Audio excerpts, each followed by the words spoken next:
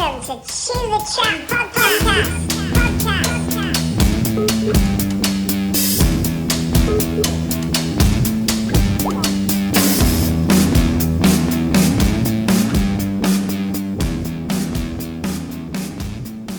Yeah. Lockdown, I thought, fuck it. Because normally what I was doing before was literally just coming in here, talking, and then posting the audio. And then I thought, videos would be great. Yeah. So we got some little cameras and that. And then I've spent the lockdown in here defying the rules and having podcasts with people. But I'm really pleased I did, because when I've looked back at some of them from like May, when the lockdown first started, all we're doing is talking about what the fuck's happening, what's happening, this is weird. It's still like this though, isn't it? Yeah. Nothing's changed. Yeah. And you were in Dubai then when it all kicked off? Yeah, so my last flight I did Manchester and then got back to Dubai. It went on like a complete lockdown. So I was saying to Alex, we weren't even allowed to leave the house at all. You were allowed to go to like the supermarket once every 3 days, but you had to have like a police permit to do that. Wow. Only one person per household. So it was really, really strict, yeah. Jesus. And how is it like coping with that then? I mean, if you do sort of nip to the shop, or you end up, doing something that you don't even realise, is it? Well, this is the thing. So obviously, like where we live, you have to drive to the supermarket anyway. So what they would do is they would set the speed cameras off. So they would track your car to see where you're going. Because obviously on the permit, you have to write in where exactly you're going to go. Wow. So that's how they track it. If not, it's like I think, £2,000 fine. Jesus Christ. Yeah. Wow. So when I was obviously watching all the videos over here, and then my mum's like, oh, I'm on a lockdown. I've been for like a 20-mile walk. I was like, that's not a lockdown. Yeah, it's different gravy. Yeah. So has it maintained that over there then? Has it got worse? Has it? No, I mean, it's kind of like here. They've started opening everything up. And even now the cases are going back up, but it's not as strict. But I think what they'll do is, we had like a nighttime curfew as well. Right. So you'd have to be home by like 7 o'clock, 8 o'clock. 2 secs. No. Aidan, just turn your mic down, because I can hear you enjoying lovely food over there. Sorry. Squeaking around in your pocket. Yeah. So the people, are you part of like an expat community and stuff then there? Yeah, exactly. Yeah. And people complied kind of straightforward? Yeah, I mean, because obviously like the police are super strict over there, people do actually follow the law. There's none of this like, I can do what I want. Yeah. Because you can't really do that. So then when you are speaking to family, like you say, back here, and we're like, oh, it's a nightmare, we're not allowed to do this, but we've been for a walk and we've done this and we've done that. Yeah, we've been for barbecues, we've sat in garden drinking beer. We were like, we can't even leave the house. Wow. At all. But it was actually quite nice. There's pros and cons to it. Definitely, yeah. People slowed down a bit and have a bit of time. Yeah. And like for us, for me and Marcus, we've never really had more than like a week or two fully together. So that was like a real test for us, because we literally then was in the house every day together for 3 months. So that was also a nice thing as well, because we've never really had that. You get to kind of really know each other. Yeah, exactly. And all the nooks and crannies of because normally we'd only have like 2-3 days together, and then I'd be off again, or he'd be travelling. Yeah. So apart from when we go on holiday, so obviously that's a different environment, isn't it? Well, I'm going to introduce you, Charlotte Dainty. You are a flight attendant for Emirates, but you've done all sorts along the way. Yeah. You're a Yorkshire lass, straight down the line. How long have you been in Dubai now then? Obviously based there with Emirates and... just over 7 years. Is it that long? Yeah. Jesus crazy. Christ. Yeah, because you stayed with us for a little while, didn't you, before you went? Yeah, I was. You were working away and I was staying with you for a bit. Kept my wife company. Exactly. So how have you found that? How was that transition like? For me then, I was only 21 when I obviously went there, but I absolutely had a great time, because obviously I met like a few girls here at the interview. So when I went out, I was actually living with one of the other girls from Yorkshire as well. So yeah, it was just so much fun. Yeah. And you've done stuff in the health game before that, haven't you? You've been like a PT, and were you in the military? Did you do something in the TA or something? What did you do? Yeah, I was in the Air Force. That's right. For like 4 or 5 years. And how was that? So what was it? So which was first? I'm digging in. Right. So when I was like 16, went to college, absolutely hated it. So I quit that, and then my mum was obviously pestering me, you need to get a real job, blah, blah, blah. So, yeah, I've got quite a lot of family in the military anyway. So I was like, I'll just give it a go. Like, I've got nothing else to do. So, yeah, so then I enrolled and went to basic training at 16, and then went and did my other training, and then I was actually posted up in York for like 4 years. Right. So, yeah, And what were you doing up there then? I worked in like flight operations. So aviation's been... everything. That's really. the thing, yeah. And am I right in saying you're doing a degree at the moment then in aviation, but you're not entirely sure what it is? You're just doing it. At the minute I'm doing like the diploma, so that's actually just in general business management. Mm-hmm. So the final year then it'll go more into aviation management. Right. Okay. So that's why I said I'm not really sure what that final year is going to be about. Got you. So, yeah. So in this strange time that you've talked about lockdown in Dubai now, what's it been like on the planes? Because we went on holiday in the middle of this. We went to France with Ryanair, economy flying. And other than putting your little 7p mask on, it was just fucking get on the plane, get going. It was the same as normal. Same as normal, yeah. I mean, for us, so I didn't go back until July, and I did one flight to, I think it was Washington. But obviously we had to wear like the full gowns, the mask, visors, everything. Mm-hmm. And then obviously we stay over there, but we weren't really allowed to like leave the hotel rooms or anything like that. So. And how has the public been on the flights and stuff? Well, they actually act the same. Really? Whereas we would try and take a bit more like precaution, because at the end of the day, we're not really flying out of choice. We have to kind of do it. Yeah. So we would kind of be like, we're trying to keep away from people, but people were still complaining and going on. Mm-hmm. It was normal. And you got to just see who's not eating and put your mask back on. Yeah, exactly. And you'd have to try and remind people to put the masks on. And people, are they kind of just generally like, oh yeah, shit, sorry, or are they like, a bit of both. Yeah, a bit of both, because people don't want to wear them. And have you noticed different nationalities being more compliant than others and Definitely. stuff like that? Definitely. Come on and give us an example. Who's not compliant? The Brits? No, actually they are. Are the Brits compliant? Yeah, fair play to surprisingly. them. I mean, most of our passengers obviously are like Indians. Okay. So they just choose to ignore you. Right, yeah. Selective hearing. Exactly. So, I mean, you can tell them once and twice, but I think on our flight, all you have to do is like remind them of the UAE law, because then actually if they don't comply, they can get arrested. It's that serious for them. Yeah. Cool. Not like obviously airlines here that'll probably just let it go. Yeah. That's mad. So yeah, it's crazy. So in all this time off then, you've been chilling in the house. Obviously it's a different kind of a lockdown to the UK. You're locked down. Yeah. How have you been spending your time? What have you been doing? Have you kept your fitness up and stuff? Do you still train? Yeah, exactly. That's what we were doing. I bought loads of like TRX and everything. I had quite a lot of stuff at home anyway. So we'd wake up, do a workout every day.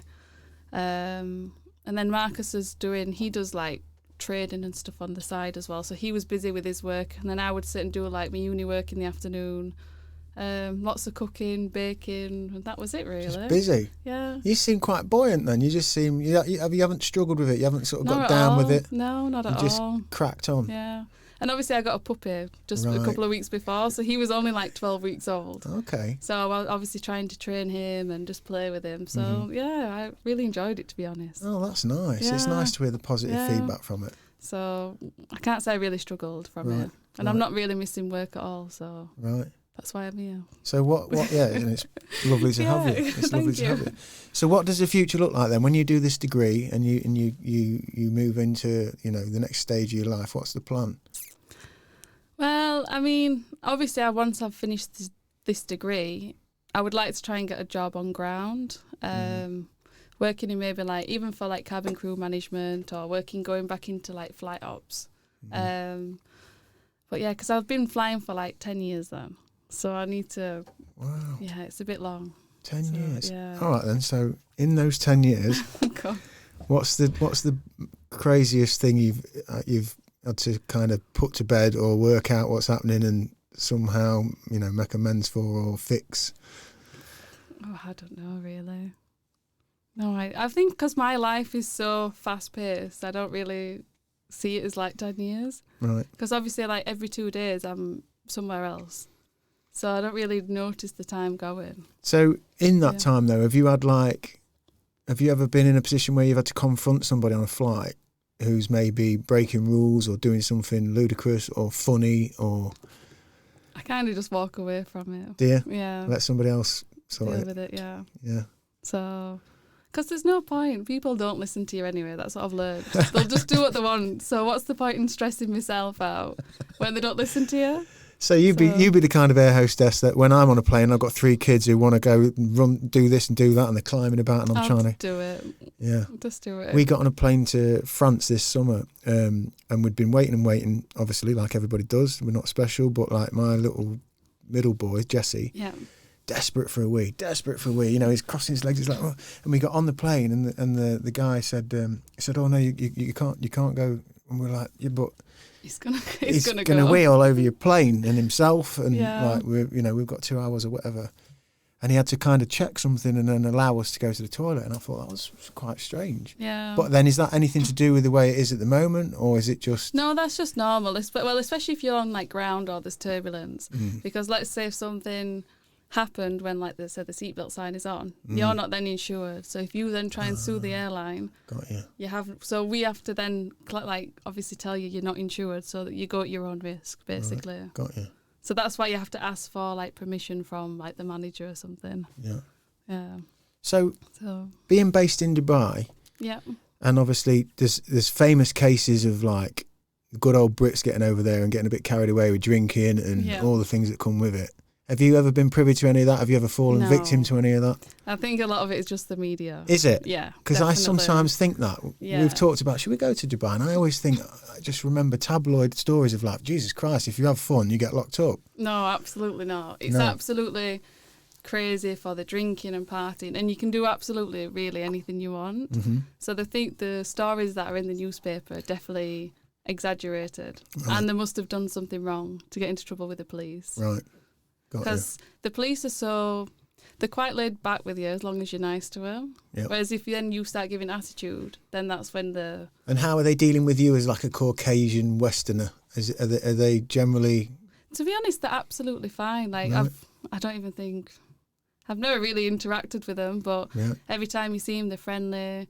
Once I got pulled over driving, just as a random check, and... Yeah, they were absolutely fine. Right. And obviously, like over there, as a woman, especially if you're like driving, for example, Marcus was in the car with me, so they will speak to him on my behalf because that's the polite thing to do. Oh, okay. Like you would never address a woman straight away. That's mad. So how's that been to adjust to then? Did you? It's kind of a good and a bad thing. Yeah. Because then nobody can come up to you and start like. So for example, let's say if you're married. By law, a man is not allowed to come up to you and start talking to you if you're alone. So if let's say they come up to you and start having a go at you or something, you can just report them to the police. Wow. Yeah, so it's a good and a bad thing. So can you see, like, having obviously the contrast of being English and living in this country, can you see how that, like, affects the culture of how people are? Can you, like, literally see that? I feel like over here it's a bit too laid back now. But maybe because I've been over there for so long. That's what I wanted to get to with you. Because, I mean, we spent time in Thailand, as you know, and you came to see us, didn't you? Yeah. And even in just a year, coming back here after a year was like... It's just crazy. So strange. Yeah, like how green everything is. And like the roads are, I mean, compared to Thailand, yes, smooth and like operational and there's signs everywhere and it's quite efficient. And so is it... Have you noticed that then in all those years, those 7 years of like when you come back, you feel like we've come more laid back or took our eye off the ball? Which one? It's just more laid back, I would say. Is that good? I'd like to think that was good. I would say it's good, but then I think sometimes people take the piss with it a little bit, especially with all this situation, let's say. Like, it feels like the police here have, like, no authority. Mm-hmm. Whereas in, like, say, for example, in Dubai, people stick to the rules. And, okay, like, it is a bit of a dictatorship, let's say, but people respect that. And it's very safe. Like, let's say if I go to a bar and I leave my phone, purse, car keys, everything on the table, if I went for 2 hours, they'd be still in the same spot. No one would dare touch your things. Right. It's like completely safe. You could leave your kids running around. They'd be, do you know what I mean? If you went off, they'd be absolutely fine. Whereas here, you would never do that. I remember being in Thailand, which is where we spent time. So it's the only kind of contrast I've got. But we'd go in restaurants, and the waitresses would come over, literally woo your kids, lift them up, and disappear off. They'd be in the kitchens, and Alex and I would look at each other and we'd go, "Fucking hell, if that happened in England, we'd be like ringing the police." Yeah. Even though, isn't it funny how like the culture allows you to accept something? Excuse me, I'll turn that off. And you can, because you're from somewhere else, you can kind of feel your body or your understanding kind of going, hang on a minute, I've got to adjust to this. And we'd watch our kids, go off and then kind of lean over and have a look. Yeah, they're on the floor crawling around with him, and they're passing him around and they're all kissing him, and then he just gets delivered. And we've had a lovely meal, just Alex and me, without the kids. Which I loved all that. And then again, when you come back here, it felt like, because that's not seemed to be an acceptable thing to do, or it doesn't fit in with our efficiency or our productivity or whatever. People always take it the wrong way though. There's so many things now, like you can't do this, you can't do that, or you can't say this, you can't. Do you know what I mean? There's people have a bit too many rights here, I think. So you obviously travelling a lot. Are you flying any particular places? Are you long haul? Are you everything? So I do lots of like at the minute. Well, before obviously March, lots of the US, Asia quite a lot. But now I'm like, you can change your flights as well. So I would try and get back to Manchester quite a lot as well. Mm-hmm. So I would always meet up with like my mum or my dad like at least once every 2 weeks. Oh, that's amazing. So at least I can come back, do my Tesco shop, take all that back. Yeah. But get to see everybody as well. Yeah, of course. So then I won't really miss home as much. And what about when you've got your time and you because you like to travel, you've been obviously here, there and everywhere. Yeah. How does that work when you get off a plane? Getting on a plane to go on holiday, is that like, it's not a bother? You don't think, oh, fucking hell, I'm going to get on a plane and go somewhere else as a passenger? No, I mean, I remember, what did we do? I think I'd come from Australia and then we'd booked a holiday to go to Hawaii. Right. So I landed back from Australia and then 2 hours later I was back on a flight and we went to Korea first and then to like Hawaii from there. So that was like a whole week of just being on a plane, really. And so when you're going on these holidays, where's a standout place for you in terms of like where they've got it right, where it feels like culturally and, respect for their laws and their... I've still not figured that out yet. Right. There's always good and bad things everywhere. That's what you come up with? Yeah. I think that has to be the case, doesn't it? Yeah, definitely. I mean, for me, we love going to like Bali, for example, because I like the island life, chilled life. But then, could you really live there?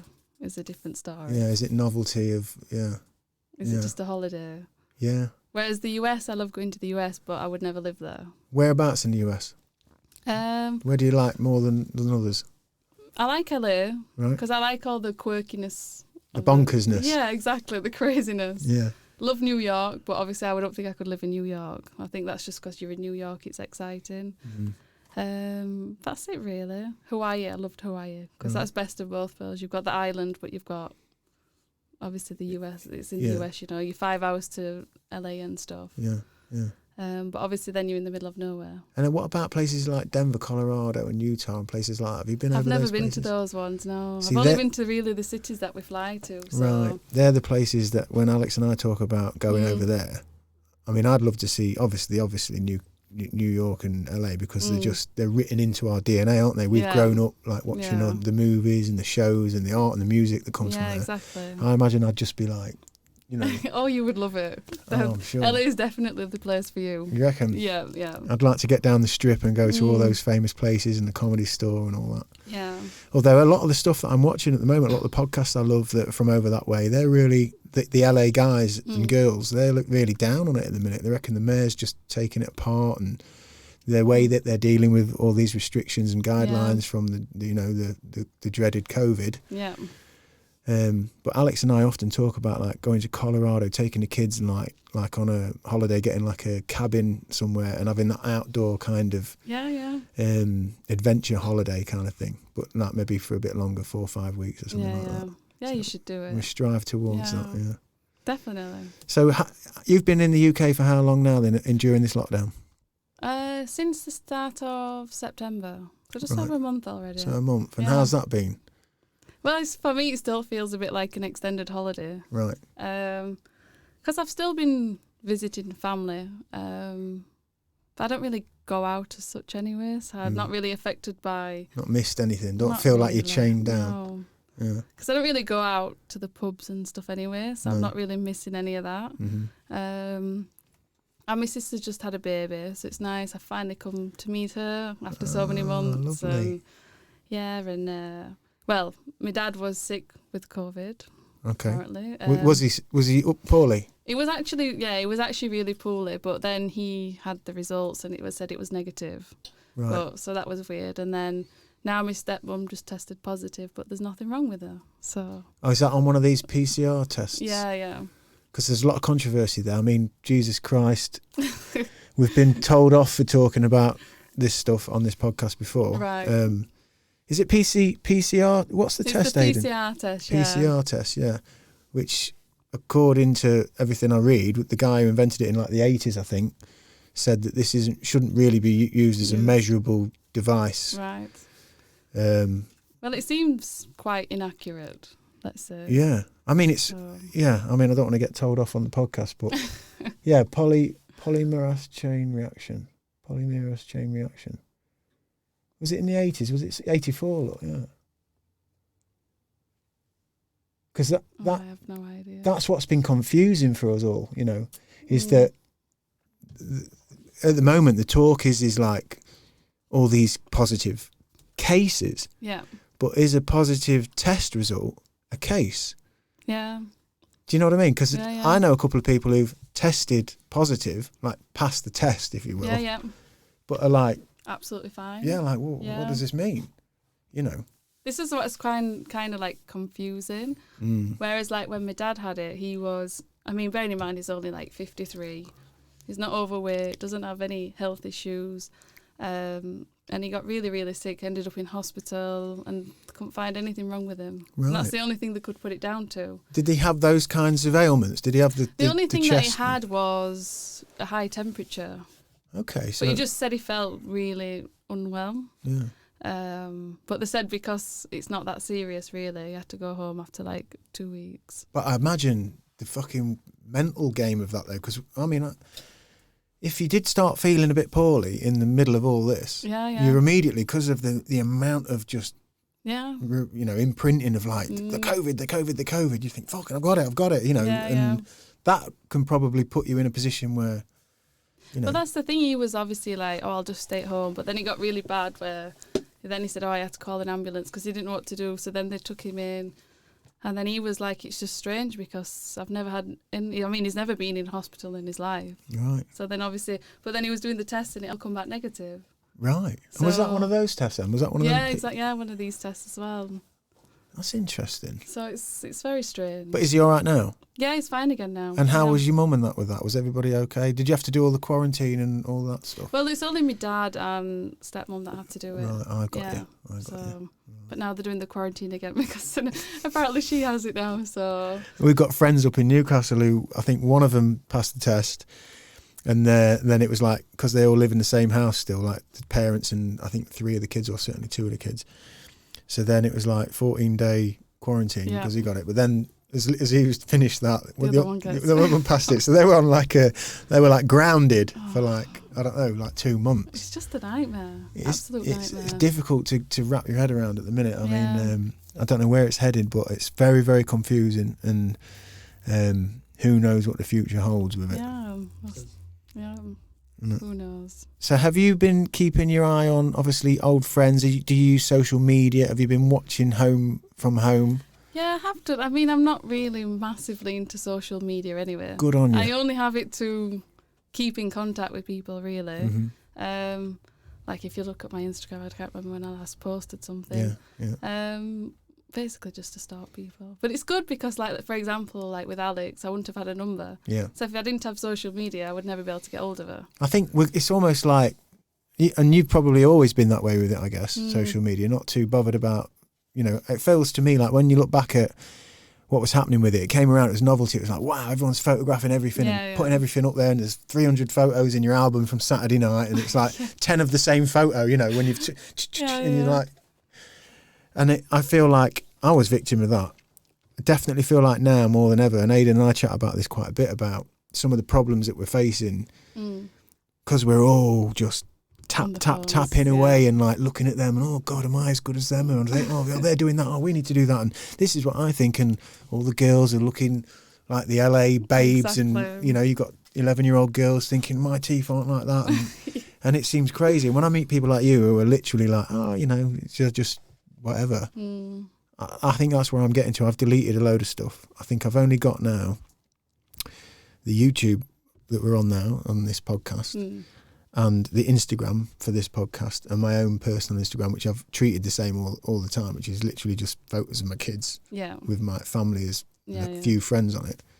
I'm just, even Messenger and WhatsApp and all that, I'm trying to distance yourself. Yeah, make less things in this phone sort of draw my attention. Yeah. Because I've been a victim of just fucking scrolling. But this is what they want you to do, isn't it? It feels like it, yeah. It's like, it's amazing. I mean, I can tune my guitar up on that thing and I can, whatever, I can book my flights, I can check where the flight is. It is mental what you can do. Yeah. But I have found myself, especially with kids, just thinking, hang on a minute, daddy, and here I am, like, hang on a minute.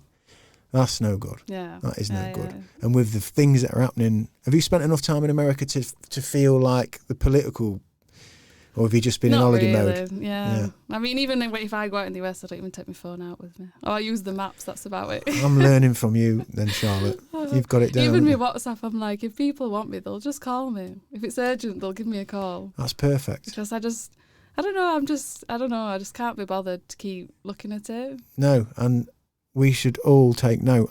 Alex and I are purposely actually trying to do that. But I like looking at Alex's stories, so keep them on. Yeah, well, yeah. I mean, those bits are great because they're on, you know, they'll be, I mean, we did a thing, she did something last night, what was it? In the iPhone.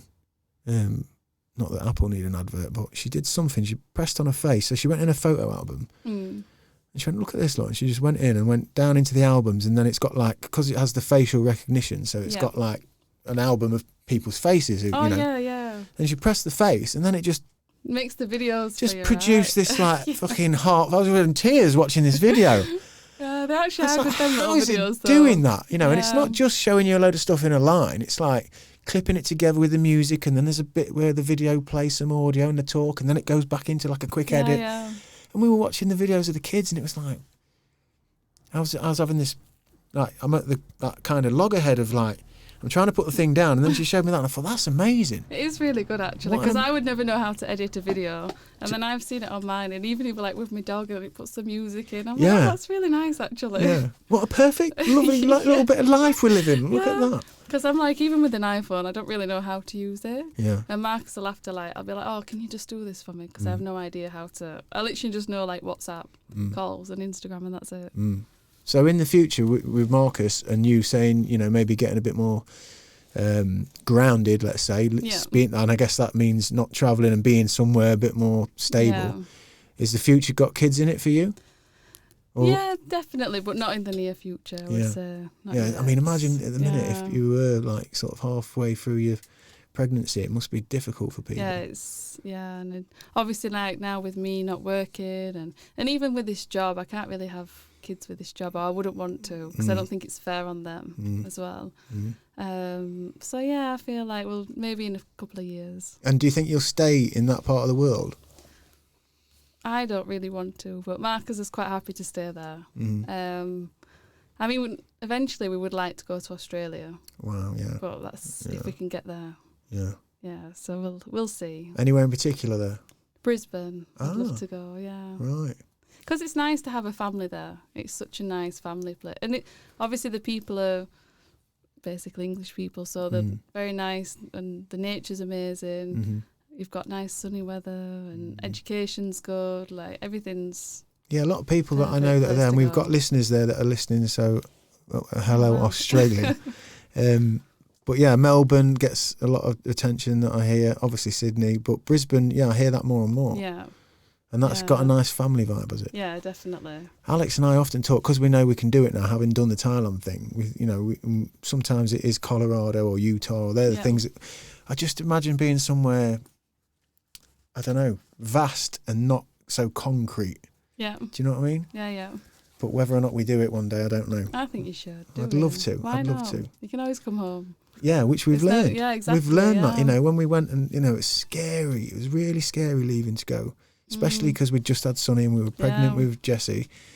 But then that kind of fueled us as well, because it was like, well, fuck it, now's the time then. Yeah, exactly. And then you do it and you get there and you realise, oh, wow, and it is weird, you adjust and you look at pictures at home when you speak to someone and it feels a long way, but then eventually you just adapt. Yeah, exactly. And then when you go, we end up back home, you just realise, nothing's changed. People Absolutely are still nothing. lovely. Yeah. They're just still doing everything, and I could go off again and come back and it'll be still the same and it'd be lovely. Yeah.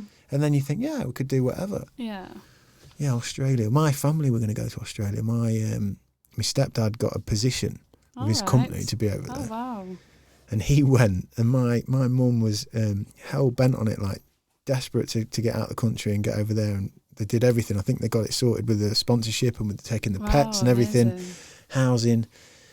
And I think he spent like a week or 2 weeks there. He was posted first to settle into his position and all the rest of it. And then he pulled the plug on it. Really? Yeah, only within a couple of weeks. I just don't think he fancied it. Really? And that didn't go down well. No, if I was your mum, I would have killed him as Yeah, well. she wasn't happy about that at all. Yeah. And it makes you think, like, what would that have meant? At the time, I think some of my younger brothers would have probably gone as well because they'd have still been dependent.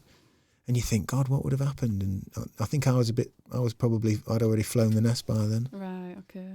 But Australia, I think I could live in Australia. Because it's like the UK, but it's like the UK in the summer. It's such a nice place. You have the nature, national parks, but you also have the beaches. You've got basically everything. Brown snakes, sharks. That's what I think. You don't really see them in the main, but only if you're out in the sticks, though.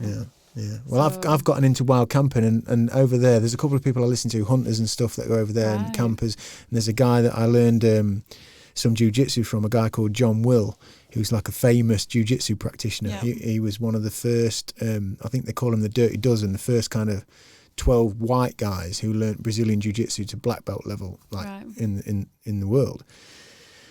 And he comes over to the gym that I train at, or used to train at, where my kids train now, like once a summer. And he talks about literally getting dropped off in a helicopter in the bush on his own for like 3 or 4 days he goes for with his supplies, and just has like that kind of solace, and at his own time. That's crazy. And the first thing I just think about is like, and it's pathetic really, isn't it? Yeah. But it does. I do like the idea, and the thing about Australia as well is there's like, for how big it is there's doesn't seem to be, the population's like really small compared to the land, isn't it? Yeah, exactly. And all the problems that I feel like we're facing at the moment, like with everybody shouting at each other on Facebook and Twitter and all these things, whether you're wrong and you're right and you can't offend anybody. It feels like, because there's that many people in these little concentrated spots, that if we were, I don't know, not as concentrated, you haven't got as many opinions to deal with, that's true. You haven't got to shout louder to be heard. You can, I don't know, and the pace of somewhere like Australia, I think you can easily just move anywhere. It's just so big, the land, and there's just you're not just like a sardine, just in the crazy madness of it all. Yeah, that's true. Yeah, we'll have to see what happens. I mean, Alex says to me most nights now, she's like, I can't stay here if it's going to be like this, if they're going to do this, if they're going to do that. And I'm no, like, I think you should go, and then I'll follow it in a few years. Yeah, that'd be nice. That would be nice. It would be nice, wouldn't it? Yeah, absolutely. So, have you got plans to be back at work? Are you? Well, I've just extended my leave until after Christmas. So basically, until the 1st of Feb. I'm here until. That's my 40th on the 1st of Feb. Oh my god! I know. Congrats in advance. So. Wow. That'll take me on to this actually. So, your fitness, you were a PT at one point, weren't you? Yeah, for a few months, yeah. And how did you find that? What was that like? I mean, I did it because I was more interested in it, not because I really wanted to teach people. So I kind of did that while I was just in the process of moving to Dubai. So I can't really say I enjoyed teaching, but like I said, it was just more of a hobby. But at least you keeping fit yourself and training and being strong, that you've kept that up. You look like you've kept it up. Thank you. Try to. So I'm turning 40 next year, and after many years of partying and being a bit crazy. A bit crazy. When I got to like 27, I can remember thinking, quite a salient thought of like, God, I'm nearly 30. And what are you now? Are you 29? 28, yeah. 28. I keep saying that. I'm nearly 30. I know. Shit, I'm nearly 30. And I had all these ideas of like what it means to be 30. And I remember I was 27 and I thought, I've got to start doing something. So I started to get back into training. Yeah. And like, just from the simple logic of like, if I'm doing this at the weekend and, you know, God knows what I'm doing, but I'm not sleeping and I'm, you know, putting all sorts in my body, I probably need to wait up. So I started to train again and then I got into it. And by the time I was 30, I thought, wow, I feel loads better. And I set myself a little target. But by the time I get to 40, I want to be the healthiest I've been. Yeah. In my mind and everything. Because it seems like if you do take conscious effort to look after your physical being, because it's exercise and the food comes with it, doesn't it? Because you're aware more of like, okay, no. What you're eating. Yeah, and then you feel better. So it's worked out lovely for me that next year we're doing, the guys I train with in this village, we've got like a little dad's club that we do a couple of nights a week, or a couple of mornings a week, I should say. One of them entered us into, it's called Man versus Mountain. All right. And it's a 22-mile uphill route on Snowdonia. Okay, yeah.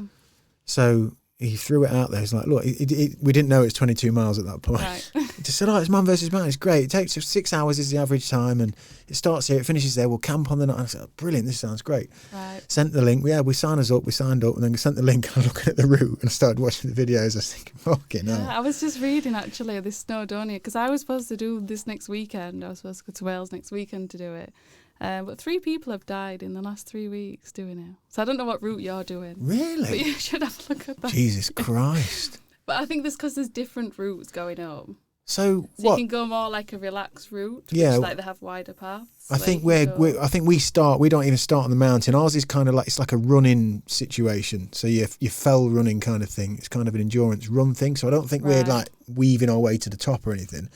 I think we come in and sort of through a scenic route, and we finish in Clonberis, which is a beautiful spot, which I was supposed to go to last weekend camping. Right, okay. Which was ironic as well, because I was like, oh wow, I was going to go there camping, but the weather was bad. Yeah. And as I'm looking at all these links in this route, and I'm thinking, fucking hell, 22 miles. Then I saw it finishes there, and I thought, oh, that's pretty cool, because that's where I was supposed to go. Yeah, yeah. 3 people have died recently. Yeah, I saw it on Facebook. It was like a link, but I don't know what happened. I think the last one, I think he just fell off. Oh God! So what were you going to do? Were you going to go up?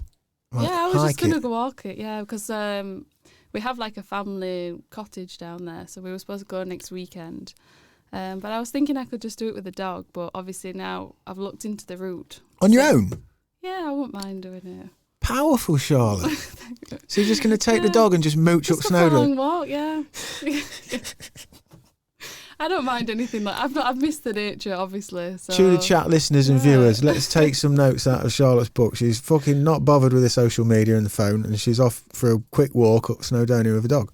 Yeah, I like that. Maybe I'm just trying to find, I don't know, whatever in life, but yeah, it's nice. I love that. It's peaceful. So you got a place down there. So you've been visiting there with the family then over the years? I've not actually been down yet, but we were supposed to be going down next weekend, but I don't really know if it's still happening because it was supposed to be with my dad and my stepmom. Right. So I don't know if that's going to still go ahead or not, but we'll see. Oh, that'd be awesome. But now I'm thinking I can't take the dog. Because I'm thinking if people have died, it's only a puppy, so I don't know if he can get up the mountain. How old is he? What is he? He's a beagle, 11-month-old. So. Right. And what's his temperament like? Is he lazy or is he boisterous? No, he's quite boisterous, yeah. Right. Yeah, but I mean, we went to the Lake District maybe 2-3 weeks ago. And we did a big hike. I think we did about 25-mile walk. And he was fine with that one. Oh, you'd be fine then. So I think he'd be fine. Yeah. So you love your hiking? Yeah. We've got right into that at the minute. So is that since you've been back here then? For the last couple of years, really. Can you do anything like that in Dubai? Is there any kind of terrain for that, or is it like you're out in the desert dying? Yeah, I mean, if you drive like 1 hour away from the city, you do have all the mountains. But I wouldn't say it's very scenic. It's just like dry mountains, yeah. So, I mean, you can, but it's not really good. And they've not really like put any paths out. So you're literally just out in on the rocks, yeah. So it can be quite dangerous because we went mountain biking doing it. But obviously on the rocks you just slip off, so it's kind of hard. Yeah. And you got to manage. How hot is it out there for that as well? Oh, at the minute it's maybe still like 42 degrees, just coming out of summer. Jesus, you don't want a flat tyre and running out of water, do you? No, definitely not. Jesus. No. So how did you slip into that here then? What brought the hiking into the frame? Well, I think first we started doing it in Australia, in the national parks. Right. Oh, no, actually, sorry. I went to Canada with my family. We did lots of national parks. So I was like, oh, I'd love to come back and do it again. And then Marcus was like, oh, I'd love to try it with you. So that's kind of a thing now that we try to do together. Yeah. So, yeah, we've been obviously all around the UK. We did lots in Germany. We went to Austria last year doing it, went to Australia, went to Hawaii and did hiking there. So, yeah. And have you camped on these, or are you just going out during the day? No, we just basically go out for like 12-hour days walking. Right. Yeah. And how have you adjusted to that? Like the first time you go on a hike and you think, oh, yeah, this is pretty, and then you find yourself going up a long hill and you think, fuck. Oh, I think it's a challenge. I like that challenge. Yeah. Yeah. And it does, I've had moments, I've only been really doing it this year, since the lockdown actually. And when I've gone up to the peaks, or we went to the lakes recently, I found myself sort of, and I think I'm quite fit, I train. Yeah. And I've got my bag on, and I've got like a 65-litre bag, which I tend to ram it because we camp. So we end up wild camping. So you've got a little bit of kit in there, but generally I put lots of food and beer in there. So that seems to weigh the most. But I can find myself like, we're looking at this peak, which, that's where we're going. And I'm like, I don't know, 2/3 of the way up there, and my legs, and I'm having to, like when you're running sometimes and you just don't want to run, but you keep running. Yeah. That kind of mental toughness that's required. Challenge. It is a good challenge, isn't it? Yeah, you feel satisfied once you get to the top, or once you've finished a walk. Yeah, and then your food is like, for us, we crack open like a little stove and have a bit of food or a beer, and that is one of the most. In fact, for me lovely, in this lockdown, that's been really therapeutic and really helpful, because with the kids as well, the kids love it. We've taken the kids, Alex and I. That's our new date nights now. So a bit like you and Marcus by the sounds of it. When you both realise that you enjoy it, and there's all these other things that are happening to your physiology anyway, because it's good to be in nature. Exactly, there's all those natural things happening, isn't it? And if you both actually do like the idea of mooching and seeing it and sort of having that little bit of a challenge, it's powerful, isn't it? Yeah, it's really nice. Our date nights, the last couple of date nights we've had like that, have just been like literally drop the kids off with family, pack our bag, and then just wander off into the woods amazing, up the hill. Yeah. And I think maybe I appreciate it more because I've been in Dubai for so long. Yeah. And you can't really go and do this. And especially being locked up for so long this year. It's so nice to just be able to go out and go for a walk. Yeah. So, I'm going tomorrow, actually. I'm going to the Peak District tomorrow. With nice. I did a podcast a few weeks ago with a tattoo artist, Jason Bird. And he's got plans to go out, and we've got a bit of a spiritual little thing he's going to be doing, where we're going to be sort of shamanically raising the whatever it is, the essence of the nature. Sounds fun though. So I'm just going as a tag along and doing that tomorrow. But the temperature's dropped. I've got a friend who's like an outdoorsman. He's really into it. He's been on the podcast before, Dave McGregor, and he's been teaching me stuff and trying to work out the weather, because obviously in the UK it's like hit and miss. And I kind of thought, well, when the summer's over, that'll be it. He said, no, it's fair weather. If you a lot of guys go out whatever the weather, you just upgrade your kit to suit the climate and what have you. Yeah, exactly. But he said, I'm a fair weather guy. So he says, you get up to like December, and then, you leave it till maybe February, March. But I looked at the weather for tomorrow and where we're going to go in the peaks. I think we're going up Kinder Scout. Okay. Somewhere like that. And it's like it feels like, it says it's like 0 degrees, but feels like -4 in the night. And I'm thinking, God. Jesus, I'll have to see how this goes. The right gear on, you'll be fine. Well, I think so. I've got some gear. I've got a couple of sleeping bags that I've like lined and stuff. And again, that challenge bit, I like that. I like it's only the idea. one night, so you'll be fine. And even if it is uncomfortable, and even if it is a tricky one, you take something away from it, don't you? Yeah, exactly. There's something about Mother Nature just teaching you a lesson. Exactly. So I'll see how that goes. I think I'm going to do a sneaky little podcast as well. We're going to take the phone and just do a little short podcast while we're up there. Yeah. Get some. In fact, you did. We went with Aidan. We went to the Lake District recently, didn't we, Aidan? And you did a time lapse, which I need to do something with. He just set his camera up and. It's nice that if you do it for like sunrise or sunset. Yeah, it was just at dusk as it was just settling in, and the clouds and everything moving across, and we were just on a little sort of break where the lake was below us. It was gorgeous. Lovely, yeah.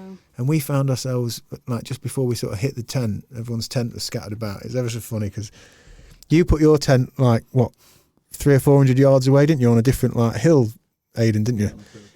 That was it, yeah. And so did Dave. So there was 4 of us.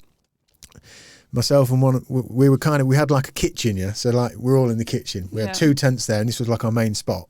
Then these 2, Aidan and Dave, had tents pitched on these other peaks, like in different directions.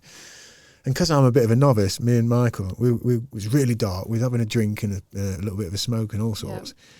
Got to like 10:30, and then they were like, right, I'm going to go back to my tent. And I was looking around. Here we go, look, here it is. That's where we were. Oh, wow. That was it. So this bit here was like the kitchen. This small one? Yeah. So right. that's Michael's tent, and mine was literally here. Right. So that's where we were. And then Dave's tent was like up and over that way, and Aidan's was behind us. So how come you all put your tent separate? Because we're men. Okay. No explanation then, really. Yeah, we did a little podcast here, so that was like our main bit. And then it got really dark, and we were all a little bit drunk and merry and like, really enjoying a wonderful time.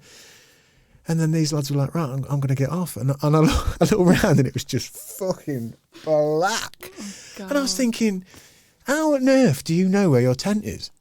How are you going to be able to find your tent? I don't care how good you... I'd be so scared. I'd literally put my tent next to everybody. Look at that. It looks amazing, though. It is beautiful. Yeah. It is beautiful, and it's such a stark reminder. Is that the deer? Yeah, that deer. That deer, and it's just in the middle of the shot, look, just going around that corner there. Look. Oh, yeah. Oh. Yeah, it's gorgeous.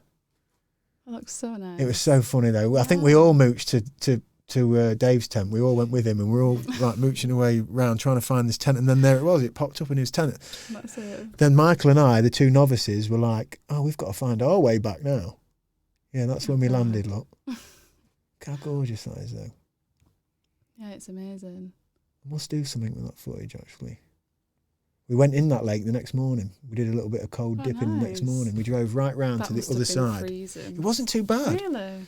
It's about, I didn't have my thermometer, but I've been in the water a couple of times this year, because every time I have gone camping, I've been kind of making sure we're near some water and just getting in it. Yeah. And I took Alex to the peaks recently. Oh, I saw one where she's in like a waterfall. That's it, yeah. She's brave to go in there. Yeah, we put our thermometer in, and it was 10 degrees. And you think, 10 degrees, that's not too bad. No. Fucking hell, it's freezing. So hopefully tomorrow, if we do end up near water... You can go for a little swim. Yeah, but it's going to be colder than cold at this time of year, yeah. I don't know. Sunday's supposed to be better, though. Sunday's supposed to be quite sunny. Is it? Yeah. 13 degrees, but at least it's not going to rain. I don't know what... Look at Michael McKinnon. Shout out Michael McKinnon. And look at that. It looks like a CNA model. Has he got another one? It's posing in that one, look. That's one of my best friends. He's a great lad. And he's new to it. Right. But he's fallen in love. That's another thing I've noticed. I don't know if it's when I'm getting to that age or what, but seeing somebody who's not really done it, that's Dave. Yeah. So the lad on the right with the red jacket, that's Dave. That's my friend who he's just a solid outdoorsman, loves it. He's introduced it to me. I've dragged Michael along, and watching Michael, it's almost like you can see how the nature just connects to people and rids all the bullshit. It's amazing. I absolutely, and maybe it is just an age thing. I think you appreciate it more. Oh, what happened in that one? Oh, that's when we just got there. We literally just got there after all sorts of drama and pulled up. Dave said, yeah, just pull up on that grass and park there. And then literally there was just like a complete divot hole in like a stream underneath us that was hidden in all the bush. Did you manage to get out of that? We got out of that, right? And then as we got pulled out of that, we went about 30 yards down the road and parked again. And we slipped down the grass bank, Aidan, didn't we? And then we nearly ended up in a waterfall and we had to get pulled out again. Oh my gosh. That was before we'd even done anything. Drunk when you were driving that. It was just the ground. The ground was so boggy and unpredictable because it didn't seem like it would be. You can see the tarmac's dry, everything was dry, but the ground, the wet ground on the grass and stuff was just, absolutely hammered. There you go, look. Yeah, it was amazing. We actually did a podcast and filmed it, but we had some dodgy mics and we didn't manage to get the audio right. Oh. But we had a funny conversation. I was actually supposed to be doing Kilimanjaro last week. Really? Yeah. Check you out, look, you're just loading it. This is what you should do next time. Yeah. Have you done anything like that before then? No, that would be my first big one. Right. I was supposed to do it in the first 2 weeks of September, but obviously it was cancelled. Right. So yeah, you should try that one next time. Oh, for sure. Yeah. So does the camping appeal to you at all then? Look at the size of I think that's the only thing I would be worried about is the camping. Right. Because because I'm not used to the weather either.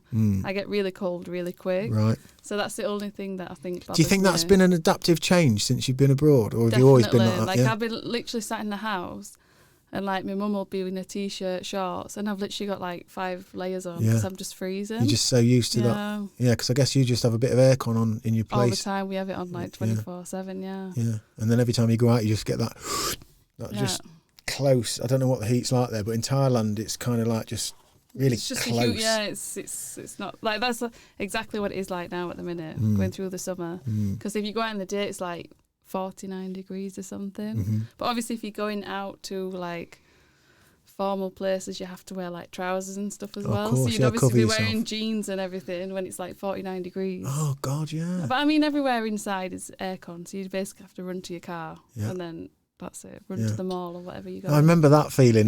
Like in the UK, it was like, fuck, get in the car, quick, get the heaters on.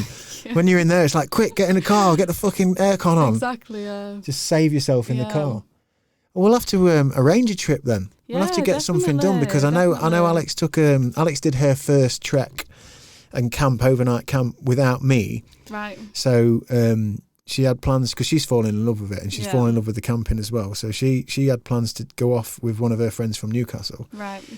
So the last date night we had, which was the one at the waterfall, that was at Black Clough Waterfall in the Peak District. And it's quite an easy one because the hike's not so bad. Yeah. It's not far from the car, so for her to go on her own, I was comfortable that she wasn't going to get lost and what have you. Yeah. But then she had to, I was teaching her how to put the tent up. And the thing about camping, and I guess hiking as well, is your bag. You want your bag to be, quite light and not holding you down, but you want to have all the right stuff you need, don't you? Yeah. So I was saying to her, look, that goes in that pocket, this goes in that pocket, put it in the dry bag, put that there, make sure you don't... And she went and did it, and her friend loved it, and she's in London. She's a London girl at this point, so she's down in London. So she just fell in love with it, and Alex kind of took the lead. And she, even on a really basic level of just realising that all of a sudden she used to just watch me make the camp and do everything, and she just enjoyed it. I just pour her a glass of wine while I'm like, all of a sudden she was doing all that. Yeah. And she said, she was a bit like, oh God, I've got to get it up, going to get dark and everything. But then she did it, and she said the relief and the sense of achievement and the challenge again was just ace. And her friend loved it, and they had a really successful trip. So she's like, I can do it. I mean, I'd definitely try it, but for us, it's like, do we really buy all the equipment when we're probably going to do it for maybe once a year over here or something? And obviously, if you go travelling somewhere, you can't really take all the equipment with you. Have you been camping in Dubai? No, I haven't actually. That's really nice. Have you? Of course, because you were in Saudi, Adam, weren't you? Yeah, in the desert, it's like it's surreal. And like now, you're next to the Red Sea, aren't you, as well? Yeah. And it's just so nice. Yeah, I think that's like unbeaten. Wow. What about the sky? I bet the sky's mad, isn't it? Yeah, no light pollution or anything. It's yeah. And how does it get really cold at night in the desert? Yeah, it does actually. I mean, we go for like barbecues on a night time, but obviously then where we live is right next to the desert, so then we're like, oh well, we might as well just go home, Right. But we do take like a couple of bottles of wine in and just like sit and watch the sunset, do a barbecue, and then drive home. Oh, that's nice. Yeah, but I've not stayed overnight there. When you did, Aidan, what about things like scorpions and stuff like that? Here's me, look, going on my movie fucking version of what it is in the desert. Like camel spiders and stuff. Yeah. Yeah, well, you get the like Coast Guard, they like patrol the area as well, and they'll come and have a shisha with you. Right. It's not really, that's kind of, you don't really see many scorpions, but like that's the closest thing probably. And how cold would it get? I don't remember. It was, you put a coat on. It was like it's nothing like here, I don't think. Yeah, and we had these like really, really good sleeping bags, which were like camel fur or something, and they kept us warm. But yeah, you had to have some proper gear to. So who would you have gone with? Was that with the family then, Aidan, or was that with your brother or your friends or what? Yeah, the whole family and all our friends who were out there as well. And we just all go as like one big convoy. Oh, awesome! Yeah, it's cool. And with you then, when you say you've been off and you've done hiking in Germany and you've been to, so does it feel similarly in all the different places when you're in those in the wide nature, or can you feel a different kind of agriculture of it all, a kind of different terra forma? I don't know. For us, I think we just appreciate any nature because we're just not used to seeing like trees. I know that sounds silly, but No, yeah. in Dubai, okay, you have like the palm trees and stuff, but it's not anything. Nothing's natural. Yeah, there. it's manufactured. It's all and, man-made. yeah. So when you come here and you just see trees, and I'm just like, oh, it's just so nice to be in like untouched lands as well. Yeah. You know, so I like that. I think, was it Andy Warhol? One of the artists that I read when I was doing at art college doing contextual studies. I always remember reading this quote, and I think it was Andy Warhol. I might be entirely wrong, but one of these artists said, "The finest art is land untouched." Yeah. And I thought that was like really cool at the time. And then again in this year, as I'm having a look around, I don't know, see if you can find who it was, Aidan. Let us know. But when you do, like you say, on that challenge of it, and you finally get sat down, and for us on that trip even, we got to that bit, we'd been hiking for, I don't know, maybe 2.5 hours. Not a massive hike. Yeah. But the last bit was, it was enough that you were like, fucking hell, let's. Yeah. And we got to that break and saw the lake, and it's like, this feels like the spot. Yeah. And then you crack a beer, and you set your little home up for the night, and someone gets the barbecue out of the, and then everything just like means more all of a sudden. Yeah, it's just so nice too. Yeah. Well, I mean, we did Austria last year, and that's amazing if you want to do hiking. I mean, we did it in the summer, so but we just got like one of these VW vans, and we just with a bed in and little kitchen. But yeah, we did some really good hikes, because obviously there's lots of mountains that not really hiking route, so it's very quiet, let's say. So we did one, I think it was about, again, like 22 mile, but once you got to the top, you were like above the clouds. Wow. So it's just that it was just amazing. So are you finding specific routes then?